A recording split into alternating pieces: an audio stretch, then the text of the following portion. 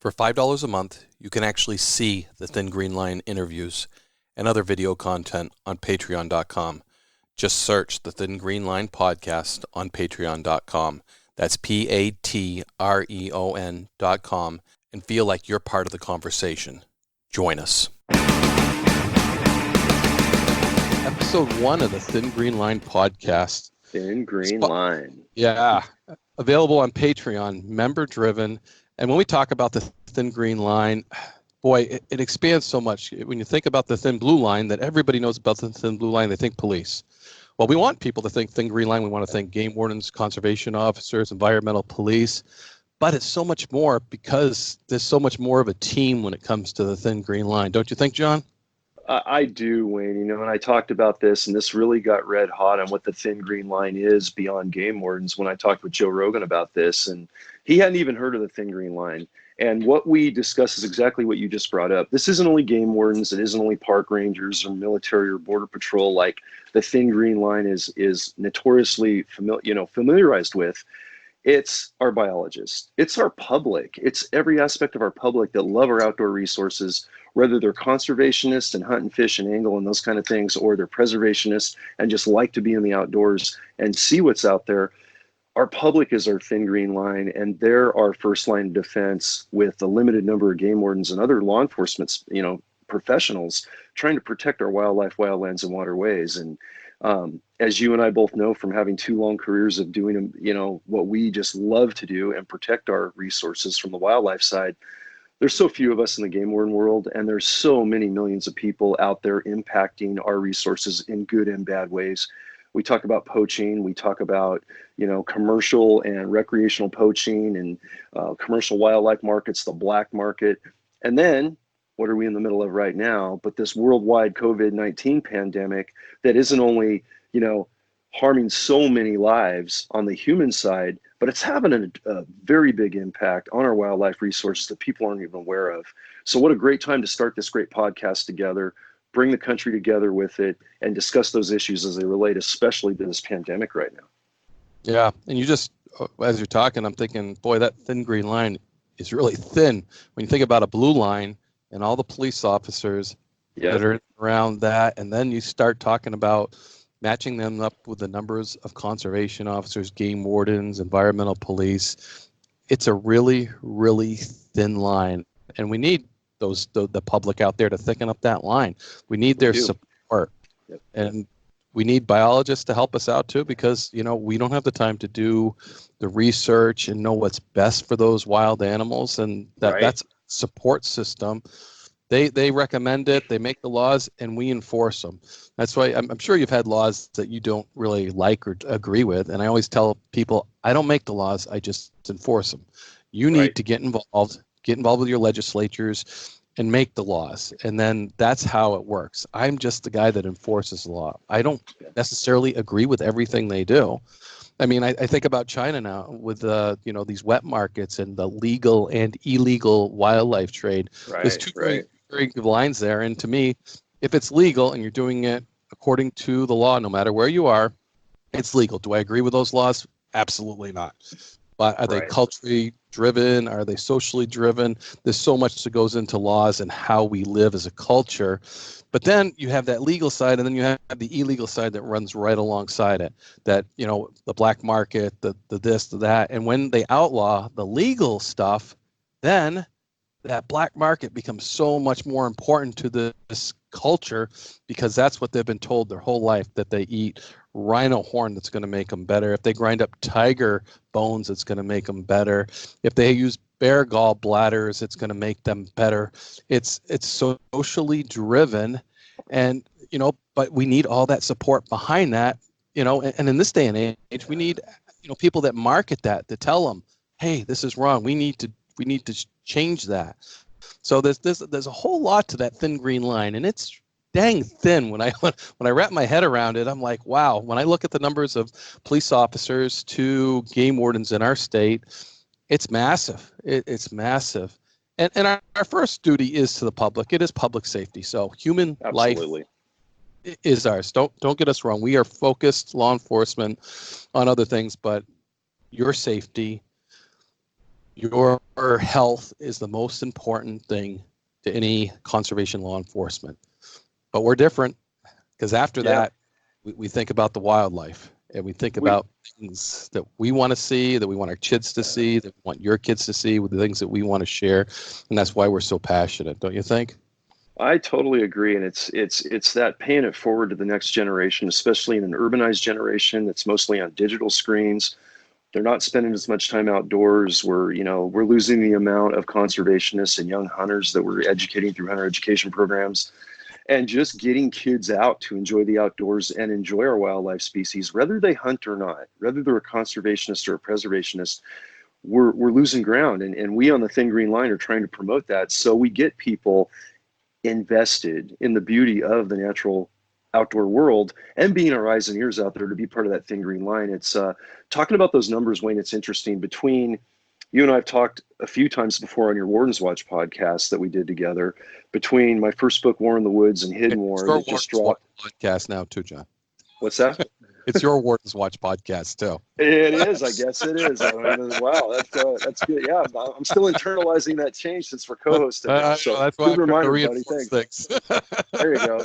So our Warden's Watch and our Thin Green Line, kind of the double threat, right? Coming at you from the conservation side, our broadcast. It's interesting that in the 10 years between my last two books, you look at the number of game wardens we've increased in every state combined, and it's under 1,000 game wardens in a 10-year period from 2001 to about 2010 to 2019, give or take. So in that window, you have a 10-year window, and we've increased 700-800 game wardens nationally in all 50 states. Yet what has our population done in America? Skyrocketed in millions and millions of people. So that's that much more impact on our wildlife resources as the numbers and the ratio of game wardens is so skewed. And that Thin Green Line on the flag behind me is getting thinner and thinner and thinner and thinner, just like we talk about. And that's one of the reasons we're doing this podcast together, brother, is trying to get more people aware and embedded in the issues that we run across all the time. And right now, like what you said before, this is a public safety emphasis because we are in this COVID-19 pandemic on a worldwide scale. It's affecting America like nothing you and I have seen in our lifetime, right? I'm over here on the West Coast in California for a few more days before I make it back to the promised land of Montana with way less population spread out, where we don't have any cases in our little tiny northwestern, corner on the Canadian border. But coming from the number 3 hotbed state right now, California, where we have so many thousands of cases of COVID and it's blown up this week. And now we're looking at the public safety issue. How is this affecting people? What are we doing as first responders, law enforcement, wildlife focused, but now we're pulled into this mix of just protecting the public, making sure people are healthy, making sure things like riots and looting and aggressive activity doesn't occur in the panic that is already developing day by day out here. And in the process of doing that, the Thin Green Line protecting wildlife is completely thinned. It's very, very weakened right now because none of us are out there patrolling for our wildlife crimes right now. We are dealing with this national issue like all first responders are doing and should be doing. And it brings up some huge challenges and negative impacts to our species out there. No, absolutely. And I think just as all these agencies get pulled, because I keep preaching we're the police in the woods. And anything that happens in the woods, they call the game warden, which is smart. But it's pulling us in all kinds of directions. New Hampshire, we do the search and rescue. We have the White Mountain National Forest, massive national forest, massive visitorship, people coming in, hiking all the time. That's the new outdoor pastime, if you ask me, is hiking. And we have some gorgeous, gorgeous country to share. But the game wardens do, along with volunteers. And I can't say we manage it, we send our guys, but we're only 38 strong statewide. We can only do so much. Volunteerism's huge in New Hampshire with this search and rescue. But we're just, to your point, we're getting pulled. So like you said, while we're doing this, who's protecting that wildlife? You've had some experience recently in California with that, going out there and seeing what's going on. Yeah, it's been pretty surreal, buddy. It's I'm back in my old area, basically where I had my whole career. Silicon Valley, the foothills around it, where I did patrol and ran a squad of 7-8 wardens, on 2.5 counties here. before special operations, which we still based out of Silicon Valley, because it's really kind of the center of the state of California. And in this last week, especially, while I've been here with other family members that are first responders, looking after family needs, and everything from medical support to assisting local law enforcement on the pandemic prep. Because we're so close to that Silicon Valley urban center and millions and millions of people in the tech capital, there's some tensions here. And California is the third hotbed state right now in number of COVID-19 confirmed cases. And this is the scary thing. The statistic we heard yesterday from the governor's office in California is, by the time this thing is all said and done, even with the shelter-in-place orders that the state of California is under, and appropriately so, to keep this social distancing going, we are going to see 69 or 65 to 70% of every California resident is going to have the disease. That is an astronomical, humbling number to say. And we are, oh man, I don't know how many millions of people we are in California, but it's a big state. We're in the many millions. That being said, you can imagine the panic that's creating. You can imagine the strain on law enforcement resources to just keep the tensions down. And we're not at a supply shortage yet. We're not seeing a lot of cases pop up city by city yet. But this week and the next week and the next week, over this next 8-week window, is going to tell the nation where we're at. And if we get that bell curve flattened a little bit, where it's not just spreading to overwhelm our medical professionals, and our hospital bed numbers and things like that. So I've been seeing crazy things from the tension standpoint, breaking up potential fights. Like in a safe way, 2 days ago, I was just at the bank at the ATM and going in there to pick up a few supplies, and some of the stores out here are being resupplied. And two guys almost went to blows, screaming at each other over, one guy banging into a guy by accident with a shopping cart. And everybody just froze and kind of watched it happen, and nobody was going to intervene because there just isn't anyone there to kind of, calm people down. And I jumped in and talked to both of them and kind of made a light joke of the thing and said, Armageddon hasn't happened yet, guys. What are we fighting for? We got a lot to live for together. And they kind of de-escalated, and one of the wives intervened and she calmed down. But there was a hold your breath moment with all these checkers and the bank tellers. And I thought, this is what it's already come down to. And nothing really bad's happened yet. We're not the worst of it. And that's from the public protection standpoint. But the other thing I've been doing out here that's been surreal, it's been both a blessing and kind of a slap in the face and an eye-opener, is getting to go back into the private ranches, some of the public lands that I used to patrol, working with ranchers out there, working with local law enforcement, sheriff's deputies, wildlife officers, and that mix, and seeing all these areas full of wildlife that have no patrol presence on them right now at all. Rangers in state and city parks are taking care of public interaction, in their high use areas. Our game wardens right now are shelter in place unless there's a mad, incredible emergency for allied agency support for mutual aid. So we're kind of hovering from an agency standpoint on the fish and wildlife front. And then a lot of the ranching families are basically sheltering in place, closing their gates, and they're locking themselves down for up to a month or more and not leaving the house or even getting out on the ranch. So I've been going into my old areas, and it's like a ghost town. I mean, it's like post-Armageddon, a Walking Dead scenario, no exaggeration, where it is beautiful and springy out here. It's raining, then it's sunny. Turkeys are running around because our turkey season is about to blow up, and there's nobody impacting these animals yet. Tons of deer, tons of hogs, antelope, raptors, waterfowl are still migrating right now. It is amazing, but it's also humbling to see how there's no protection for them right now, because that is not the priority. Public safety, like you said, brother, is what we are sworn to do first and foremost on the first responder, and we all come together, and the color of the line of the flag doesn't even matter. But it's an alarming eye-opener to see how long this pandemic's going to go. And they're talking 6 months, 9 months. It might go till the whole end of the year. And there's not going to be a lot of quote unquote traditional warden patrol and wildlife protection patrol that you and I are used to. This pandemic has changed the way we deal with our thin green line of enforcement like you and I have never seen. And it's going to be a work in progress to see what we do with this and what we learn from it for future crises to come. Yeah, and some scary things like my department put out a notice because of some of the interaction on the internet that all fish and game wildlife rules are still in place. And Right. to say that, just, I'm like, why did we have to say that? And then you go on the internet and there's a lot of people about, talking like it's the end of the world and they're going to do what they have to do to survive. And Right. I think we're so far from that at this point that to have Yeah. that discussion already, I'm like, to put out that notice that all fish and game rules are still in effect, that, we don't throw everything out the window, at the first sight of smoke. My goodness, I was like, do we really need to do that at this point? And then I started reading some of the things and I'm like, really? Really? I don't know what your Yeah. freezer looks like. Mine's pretty good right now. Yeah, and that's the thing that I just don't get. We're such a reactive, we're such a reactive society of human beings, everywhere.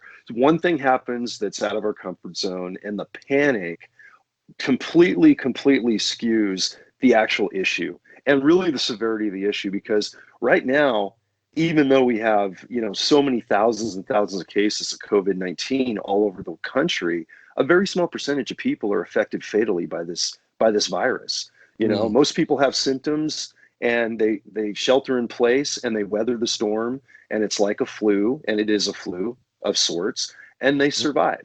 And they don't have to tie up a hospital bed. They don't have to go out and affect and spread this virus any further than it already has in the contraction phase for themselves. But then at the same time, we still have food supplies. Everybody still has something, or most people do if they're even slightly prepared. But everyone's talking about, I'm going to go start killing does tomorrow, and I'm going to go find me a turkey, and I'm going to go start getting my wildlife freezer full, and the game laws are gone, and that's not the case at all. Now, what happens 2, 3, 4 months down the road, and who can really say what's going to happen? Let's right. hope it doesn't come to that. Let's hope it doesn't come to people subsistence hunting and wiping out our wildlife resources. But when it gets to that point, we're talking about a whole different issue, and now it's a survival issue. But we're not sanctioning anything that isn't appropriate at any point in time. And people are knee-jerk reaction to that. And it's just baffling to see. And I've been seeing the same thing out here. I mean, Yeah. absolutely. I had a buddy of mine he's a registered guide, and he guides multiple species out here in California. And he just hit me up on the internet yesterday and said, so I'm about to start turkey season and I have clients. He goes, but there's no, shelter in place for hunting as legal guiding.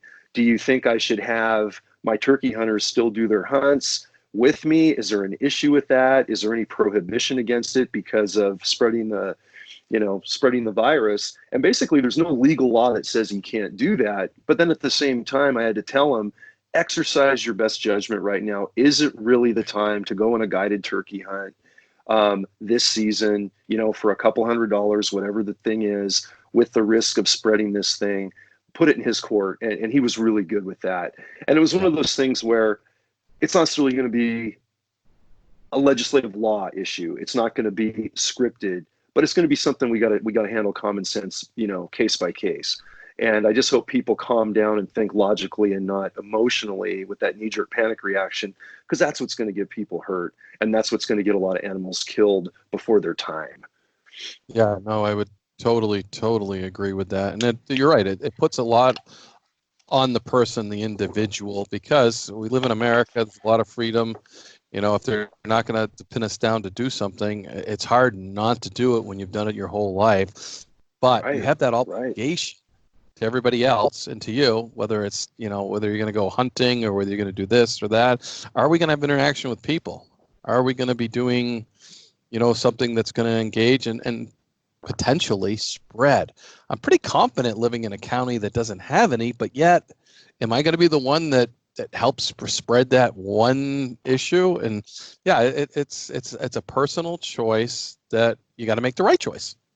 You got to So, make the right choice. You absolutely do. And um, getting back to that fight situation the other day in the store, getting back to some of the tensions I see, just people not quite prepared for this thing, either mentally or actually logistically, and I know we're going to talk later in the show today on basic preparation steps you should have for something like a COVID-19 outbreak or a power outage that's going to last over a month, or any type of long-term survival crisis. And right. so many people honestly out here just are not prepared, Wayne. It's one of those things where we've got Amazon, and we've got DoorDash, and you press a button, you make a internet hit, and you've got your meals supplied, you've got the things you need, and you just don't really have to work for anything. And that's the both a curse and a blessing of technology on Right. both sides, right? And you and I have been talking about this for weeks now, building up to this podcast. How are people prepared for this? And because they're not, the mindset is more just every man for himself. Get the heck out of my way. I'm starting to get scared, and I haven't even seen any real overt action that shows I'm going to be harmed in any way. I don't have the virus. They're not. They're not. The stores still have food. I still have power. I still have water. My family's healthy and safe. We're all on long-term vacation right now, sheltering in place with the kids out of school, which can cause tension in and of itself. Like No we're seeing, doubt. just I like my alone time. yeah, it's like, wow, man, I haven't had my kids with me 24/7 for like 21 days since I can remember, and this is getting kind of crazy. Now we're gonna get a little pandemic crazy, but just that whole thing, brother, is it's a baffling thing to observe.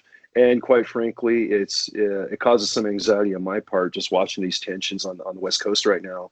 The fear of the unknown and how people react to that, and that's what's going to get people hurt and killed in this crisis far more than COVID-19 is. When you look at the actual numbers, so. Yeah, and where there's more population, there's more tension. Cities are going to build up that tension first and move on from there. But I think it's probably a good time to talk about that preparedness too. We've talked Definitely about it up to it. We can go back because I really want to hit where this all developed and everything, and the future when this thing all dies away. That we really need to attack this illegal wildlife thing for health reasons. But being prepared, it doesn't take a whole lot. It takes a little money, and it just builds so much confidence. Just simple things like, the freeze-dried food type things. I have 84 meals stacked. Just add water. It's in a container this big, and it's sealed, and it's good for long term. So put that on your shelf. It cost me $200.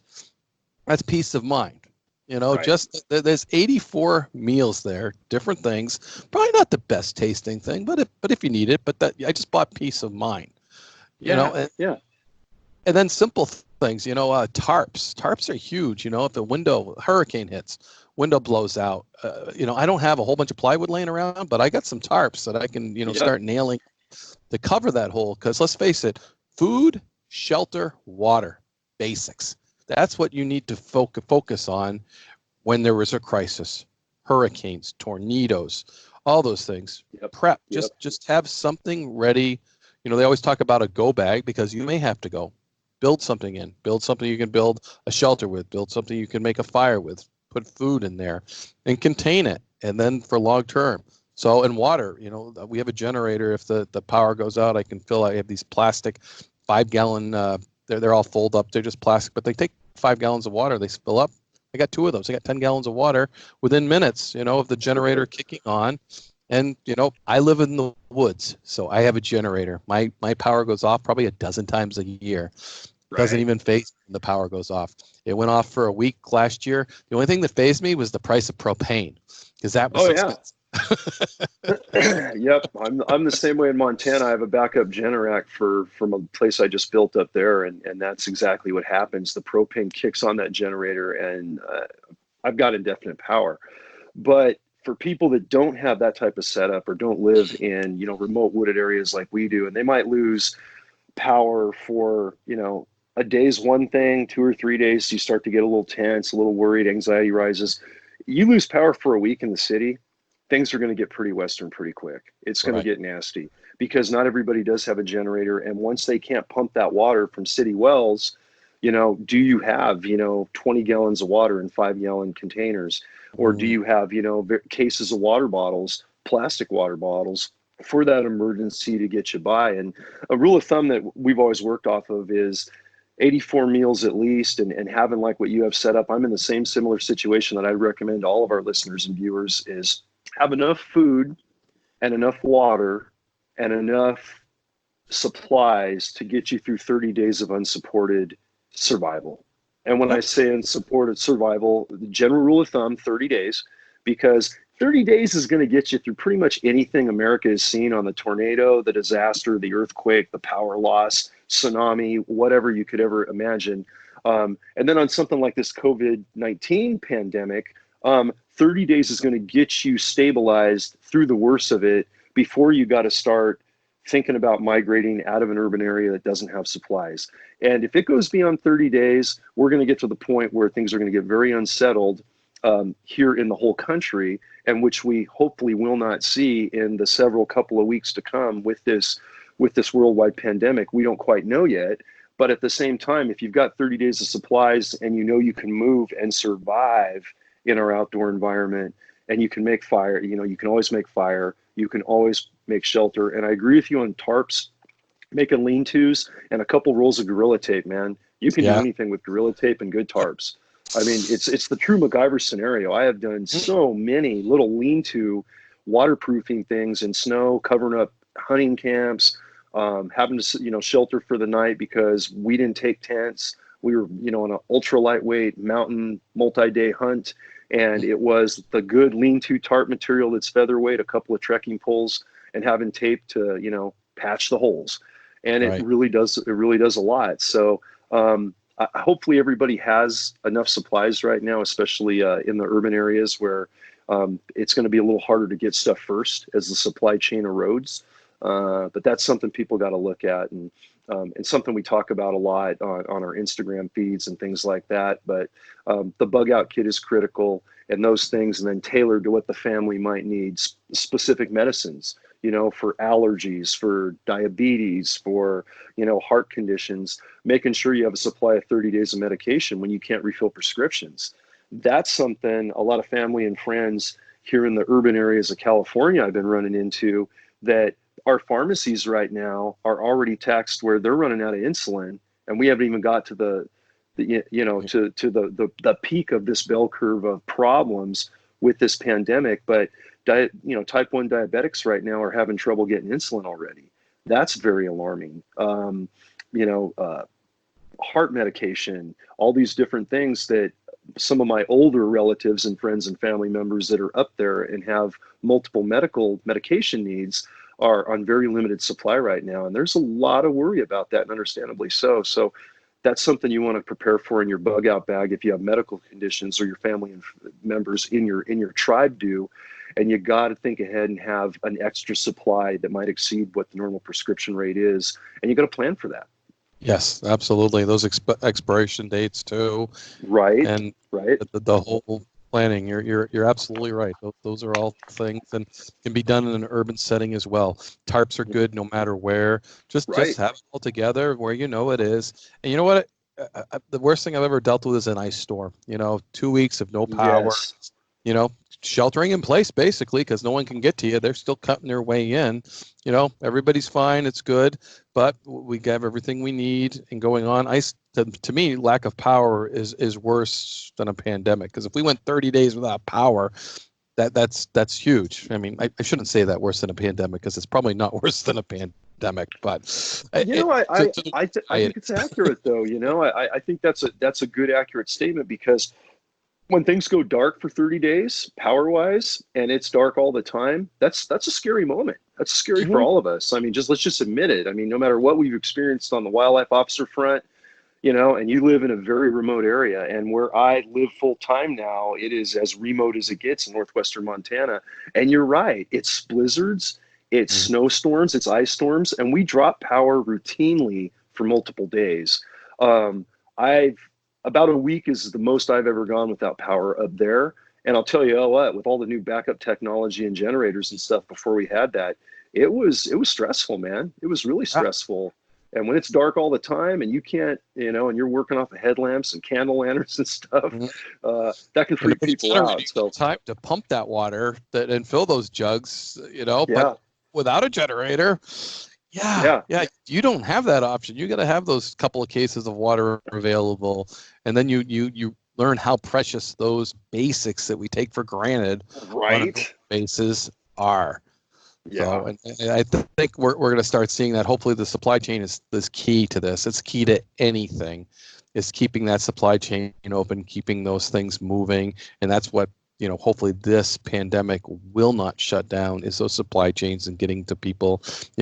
First responders are turning into delivery people, which is great. That's what we do. We serve the public in any capacity that's needed, whether it's delivering your medication to your home, whether it's delivering water, delivering food. We live to serve. We live to serve. Game wardens live to serve the wildlife, but the people first, because without the people, I guess the wildlife's wild. Yeah, that's it. And I don't know if I'm sure you've noticed this back east or seen reports of it, but I'm getting a lot of, as I'm roaming around the Silicon Valley as safely as I can with the shelter in place thing going on, but I'm running into a lot of people that know me personally from history, panicked about the National Guard showing up. And I've heard the National Guard's coming in tomorrow, or they're coming in next week, and they're going to lock us into our homes, and there's going to be curfews, and or if you're from out of state, you're not going to be able to go back over state borders. And none of that has happened. The governor out here, President Trump, has made it clear that he's not going to lock interior borders. It hasn't come to that. I can say for a fact that what the National Guard is doing here in California as of this week is they're doing just what you said, Wayne. They are packing food at distribution centers. They're going to help deliver food. One thing they are going to do, because we have these non-essential businesses that need to stay closed so we don't have more interaction and spread this thing any faster than we already are, they're going to probably roam around a little bit. There's military police groups from the National Guard that are going to help just watch those businesses and make sure things are staying closed when they need to, as long as they need to, and keep only those essential businesses open. But there's been no border closures that I've heard about. But it's a stressful thing to see 50 Humvees, rolling hot down the highway into your city in the modern era in America. Whether you're in Silicon Valley, California, or what just happened in Chicago yesterday when the Guard showed up for the first time. And, I have a lot of friends up in the Seattle area. Washington is a big wildlife state that has a ton of resources. You and I have worked with the Washington wildlife officers for our careers. And that's the second most affected state right now with the COVID-19 outbreak. It is full and had the most amount of confirmed cases, like exponentially overnight in a couple of days when this whole thing broke out a couple of weeks ago. So they're having the same problem, and they're seeing that Guard presence start to show up too. So hopefully people don't panic with that right now. But it is a little intimidating, and don't overreact. Help your fellow man, because as soon as we start panicking about seeing things like the Guard come in, that there could be, does this mean it's martial law? Are we going to be like pinned down at 7 p.m. in our homes? We all start freaking out against each other, and we start, kind of going crazy, and every man for himself. And we cannot do that. We need to fight this as a community, as a country, as Thin Green Liners together. And I can't stress that enough, because I'm seeing the tension firsthand, and it's getting more stressful day after day after day that I'm in California for a few more days. Let's not go there. Right. And the funny thing that's happened that can directly relate to that is the lack of toilet paper. At least on, yeah, exactly. At least on the East Coast. I mean, that's basic. It's the most fundamental thing of what you just talked about, but it was happening. Well, man, I said to my wife, how much toilet paper do we have in reserve? And she's like, we got about 9 rolls. I'm like, well, let's just keep an extra package in the pantry, in the future, just, Yeah. Well, I'm so glad you brought up the toilet paper issue. Let's really break that down, because I've talked to so many friends and family all over the country on this. Like, how critical is toilet paper, and why are we hoarding toilet paper? There was a meme that was going out on Facebook and Instagram of a pallet of Kirkland toilet paper landed in a Costco, and someone dubbed in the zombie growling from Walking Dead, and then as soon as the pallet hit the ground, everybody's on this thing, and it's all the screaming, and and they're grabbing it, and they're knocking each other in the head with the toilet paper, the big cases of 45, 48 rolls, whatever it is. And I thought, let's think about this. If you're using that much toilet paper and we lose power and you can't flush the toilet, is toilet paper really going to be the thing we need? We can't eat it. And didn't we used to have cloth diapers before there was toilet paper for baby, and we didn't have disposable diapers and everything. So this isn't the end of the world if you run out of toilet paper. You're still going to be able to clean. Sanitation will get done. It'll get done old school before we had toilet paper rolls. Now, personally, baby wipes, that's something I kind of like. I like they're sanitary, they're compact. I think you get a lot more use from a baby wipe than you do a toilet paper, but we're out of those two. So, that would have been the zombie thing. Huh? That would have been the zombie thing, but if everybody was distracted with the toilet paper, go for the baby wipes. Oh man, yeah. And if you haven't seen that, I'll send it to you. It's going viral around the country. It's hilarious. It's making a little light of something everybody's tense about. We need a little bit of that humor right now. Yeah, and before toilet paper, I remember when I was growing up, there was a farmer. He was 80 something when I was, probably 12 or 14. I used to fill his wood box every day.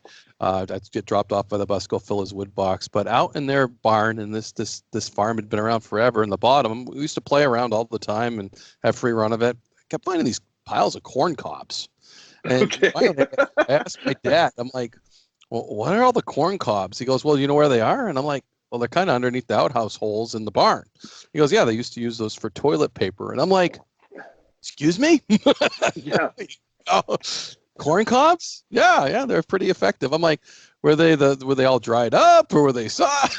We have definitely come full circle. We've got some pretty good perks to living in the day and age we are living in, and one of them's.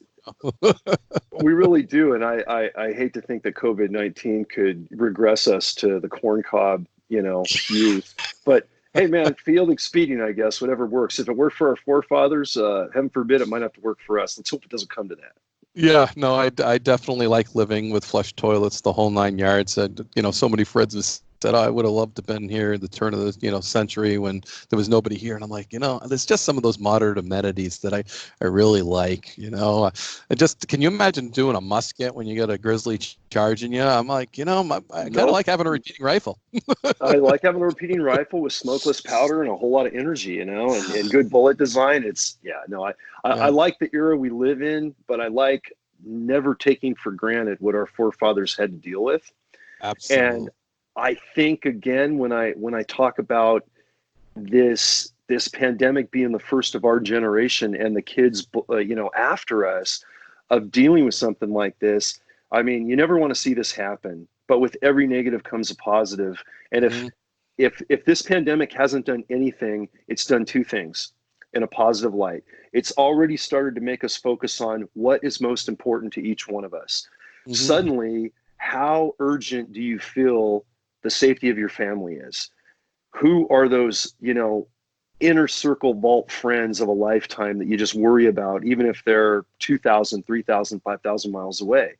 And then, how do you view your fellow man? Are you going to be here to look out for each other as a community and not just talk the talk, but walk the walk when things get tense, when you get scared and we go back to fight or flight of personal survival mode for our family and we want to hover and isolate? This is teaching us to experience that for those of us that haven't been in the fray, that haven't been a first responder, that haven't had military or law enforcement experience and had to, run to the sound of the guns per se. But now you start to hear those guns even figuratively, and how do you react? And, our public throughout this country and the rest of the world, many have not experienced that. And it's a good thing that we kind of are, to adjust our behavior to be better at handling the situation and better at working together. And then on top of that, everybody that isn't prepared right now and is freaking out, and all those, zombies grabbing for the big rolls of toilet paper at Costco, like that funny meme that was going around, that's telling us, hey, fool me once, shame on me for not being prepared. Fool me twice, shame on me double, because things just got really, really bad. I should have been prepared that second time around.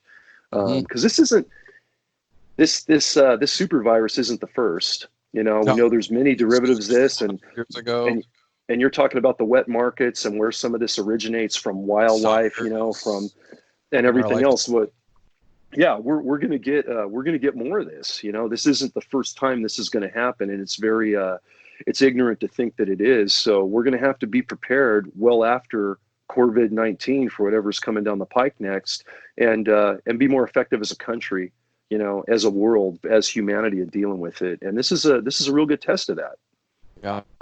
No, the preparedness for sure. I mean, governments worldwide, what are we running out of when we see this? This isn't a virus that's killing people right away. Can you imagine if you catch it, you die, and what that would do? Right. So hopefully this is, again, do we need more masks? Do we need to prep? So that's the type of thing. Let's stockpile some of this. Maybe we need more ventilators, stacked up, ready to go. But then technology exceeds, and then all that stuff becomes obsolete too. So it's definitely a double-edged sword where things fall, and how much you keep around and how much you stockpile and what becomes obsolete in the future. Yeah, and one thing I can honestly say I was probably a little ill-equipped on as far as amounts was things like hand sanitizer, N95 masks, ton of nitrile gloves, because you and I and all wildlife officers, we have nitrile gloves, or should, case by case, out of the vehicle, out of the home office, just for handling carcasses and blood and all of that. Most law enforcement, other first responders do as well. But those other sanitizing things that really started to become a really big issue for us on the marijuana enforcement front, dealing with those EPA banned poisons on the weed, the carbofuran going through decon.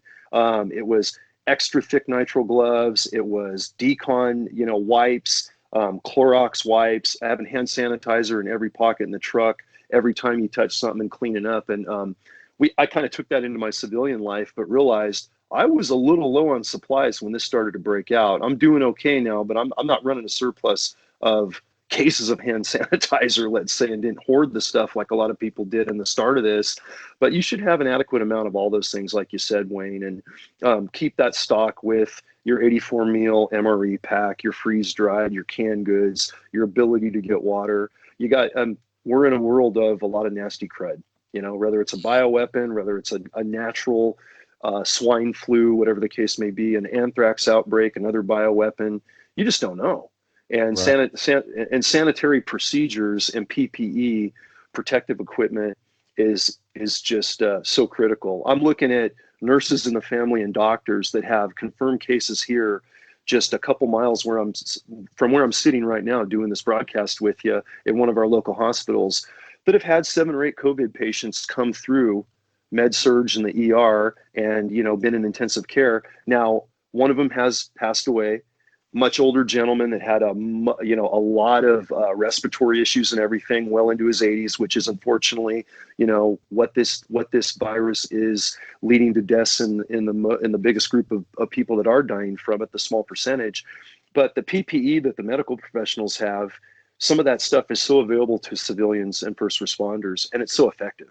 And they're not coming anywhere near getting exposed.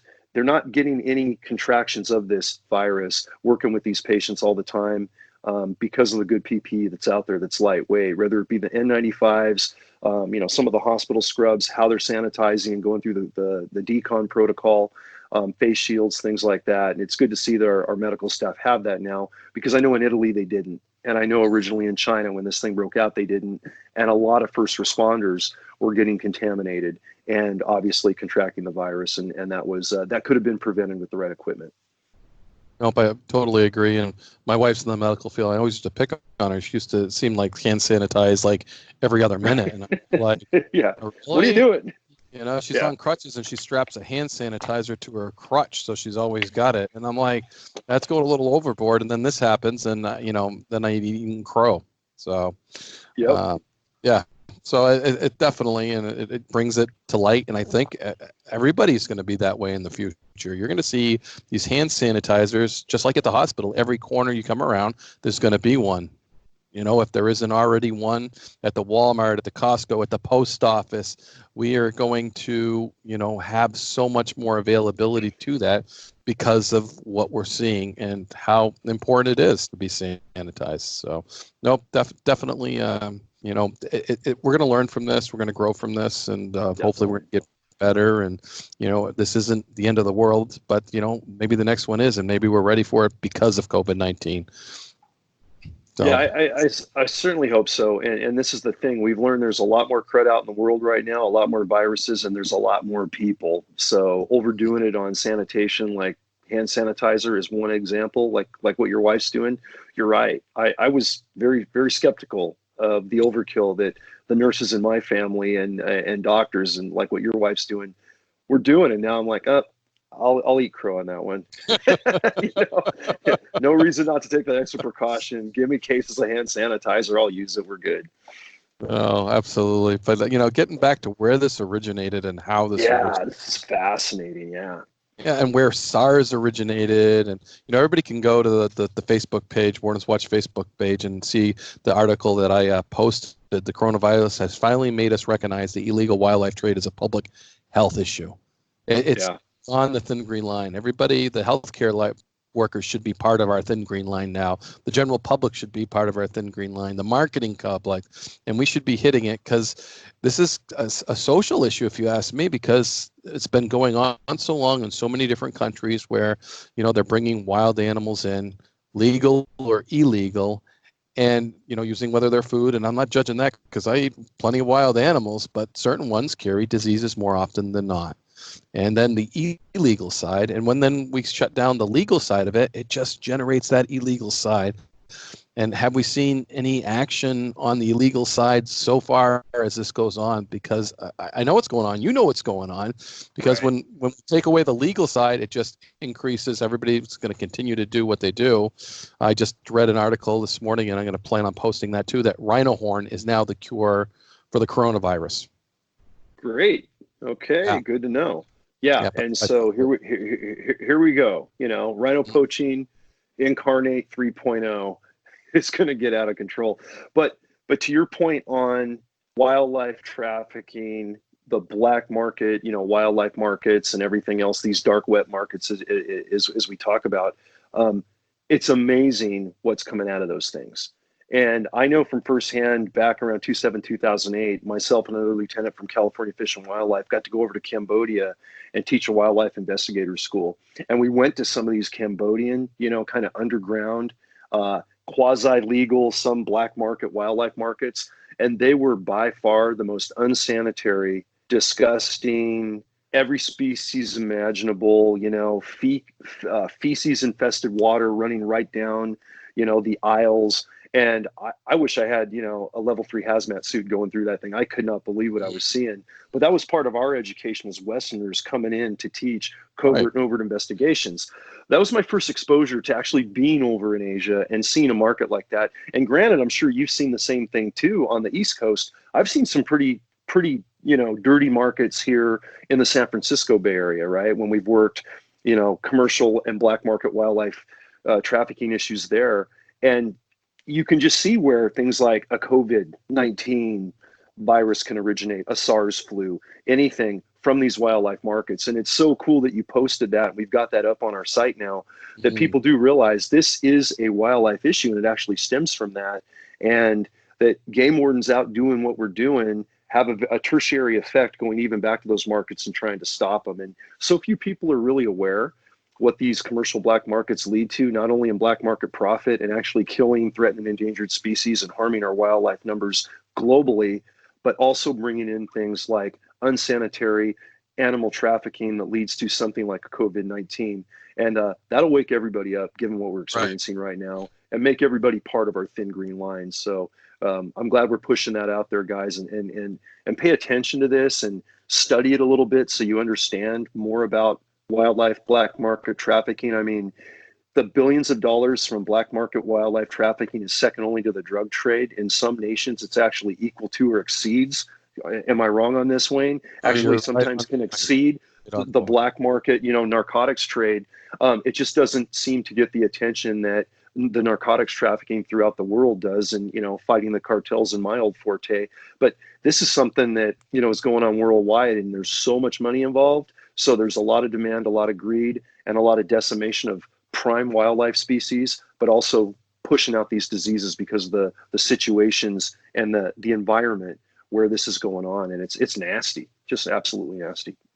Right. And we have to look on how to fight it too, because I met with a group from Africa that I did some training for, and it wasn't about the money. It was about where the money was going. All these nonprofits funnel money into trying to stop this with the best intentions. It's not reaching the front lines. The stuff that they need is not reaching the front lines because of the corruption that goes on in between, whether it's government, black market, all the things that go in between this is what happens. So their message was to stop the money and see if we can get something to the front lines somehow, some way, whether that is an individual, bringing it right to the Rangers that are on the front lines of Africa, or something along that matter, because all the money in the world doesn't save it unless you're targeting the right spots. And I don't know what the right spots are now. I mean, it's a social thing to have these wildlife markets. It's a social thing in some of these countries, about having this or doing that. It's a cultural war that we're fighting, whether it's marketing to try to target the younger generation, to change that, to show them that it isn't effective, that it generates COVID-19, it generates SARS, and that type of thing. So, just to rethink it, that thin green line, like it reaches the general public, marketing groups, those types of things. We can bring them all into focus and hit the source of COVID-19. Hit the source, because this is going to come and go. Let's not forget where it came from, and that we got to target that. We got to stop that. That's so important. Yeah, and you said it best. This is another lesson learned from what we're dealing with COVID-19 worldwide right now, is look at the origins. And after we get through all this, don't only be better prepared to survive one, don't only be better prepared to be more sanitary in your daily operations and interacting with your fellow man and woman, but let's go back to the origin and try to curtail it there. And I mean, with that three-prong approach, we're not going to stop it, certainly, but we're going to slow it down. And I think we're going to prevent something like, so much of this COVID-19 could have been prevented in so many ways. Communication with China, as we know, if we had been told more earlier, the US was blindsided by this thing. The other countries were blindsided by this thing because nationally we weren't communicating, and no one's communicating on, until we bring it up right here, how many other discussions have you heard in mainstream media on wildlife trafficking and black markets being so unsanitary that something like this happens? I haven't heard a thing. No, I just nowhere. For it. Yeah. You have to dig deep, right? But voicing it, but it's not on the front lines. It's everything is about who's catching it, when they're catching it, how they're catching it, what are we doing to react to it. That's why I don't want people to forget the source of this, and let's hit the source. We got to hit the problems now, but when those problems subside, let's hit that source. Let's hit it hard. Let's I hope all the governments, China hit it hard. They knew where it came from. They outlawed it overnight. Yep. South Korea overnight. They knew where it came from. They knew where the sources, but they outlawed everything that was legal. Now what's going on behind the scenes, all that black market. Yeah. I'd love to find out that China hit the black market hard because they didn't want more spread of this. I'd love to hear South Korea hit that black market hard and started changing those cultural things that, hey, we always thought this helped us, but now it's hurting us. And we got to change it up. What's interesting on that as well is look how many countries have come together. It's been absolutely, I mean, to put it bluntly, just beautiful to see the best biological sciences, the best medical professionals, all the knowledge base from all the countries coming together, bipartisan, left and right, all over the world, to fight this as a human crisis, a worldwide crisis against humanity, not just the US, not just Italy, China, South, all over the globe. And if we can take that same approach with our governing agencies within all the countries to really unite kind of more worldwide on the black market wildlife trade and coming up with some general parameters where we all crack down on it and have some standards. I mean, we certainly find the standards for pandemics. We find them for times of war. We find things through the UN, through NATO as some examples. We need to go deeper, and not just because it happens to be your and my passion and what we happen to, kind of forte at through our careers and trying to push the thin green line. But this is a human situation. This deals with humanity's well-being over the long run, regardless of where you stand on, the conservation preservation debate, like we talk about all the time. And I agree with you. This is something that needs more mainstream attention, and we'll do what little bit we can through our Thin Green Line podcast and just push it, man. This is great. Yeah. Every little bit helps. I've found that, every person putting a sandbag on to dam it up helps. Yeah, there you go. Certainly hope to continue.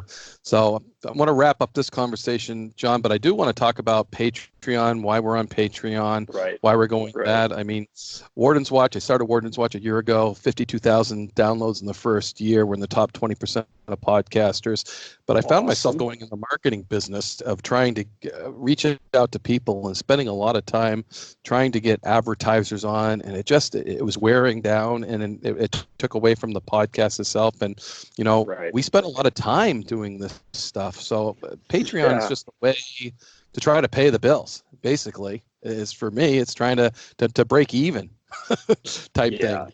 And that's why we decided to go to a membership only. Members can drive what we're talking about. If they want us to talk about a topic, we'll talk about a topic. We'll try to get guests on that, interact on that topic maybe, and then just work that as much as we can for the member. And then give them, video is the way to go, where we're doing the Skype thing. So to add that added value, if you want to see that we're going to add that. But it's basically, got to pay the bills. And geez, I was just spending too much time doing things that I didn't want to do. And I want to focus on, bringing game warden stories, letting the public know what we did, what the wardens and the environmental police and the conservation officers are doing, and talk about what they want to talk about. So it's just a transition. Warden's Watch will still be out there. We're still going to do Warden's Watch, tell those stories and do those things. But this is the next step. If you want to be a member, if you want to hear the Thin Green Line, if you want to get involved, like me and John are interacting here and interact with us, I think it's a perfect opportunity, and I'm hopefully it's going to work. Yeah, and for our listeners out there and our viewers, guys, this isn't anything to break the bank. We're not talking about big donations. We're talking about enough just to keep the podcast and the network going effectively and growing, because really it's about reaching as many people and getting your input and being able to answer your questions and address the issues you bring to us more thoroughly. Because if there's anything I've learned in 28 years of doing the job, as much as I like pushing a rifle to stop bad guys, the pen is mightier than the sword, guys. And the more we can spread the word, and, I was completely ignorant to podcasts until retirement, until I got on the podcast circuit, until I did, one of my very first podcasts with you, Wayne, for Warden's Watch, and then Joe Rogan next and everybody in between.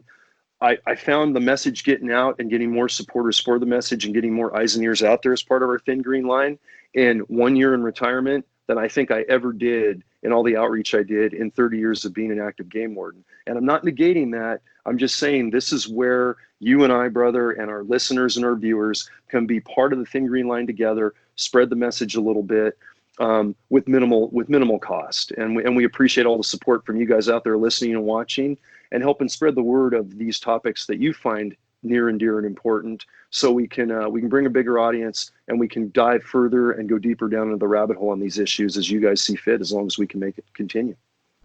Nope, I couldn't have said it better, man. And when you talk about the pen, you're a better writer than I am, a better talker. So I was saying that figuratively, but thanks. Keep that up, man. Don't stop. Don't stop. So so I think we're going to conclude our first Thin Green Line podcast, man.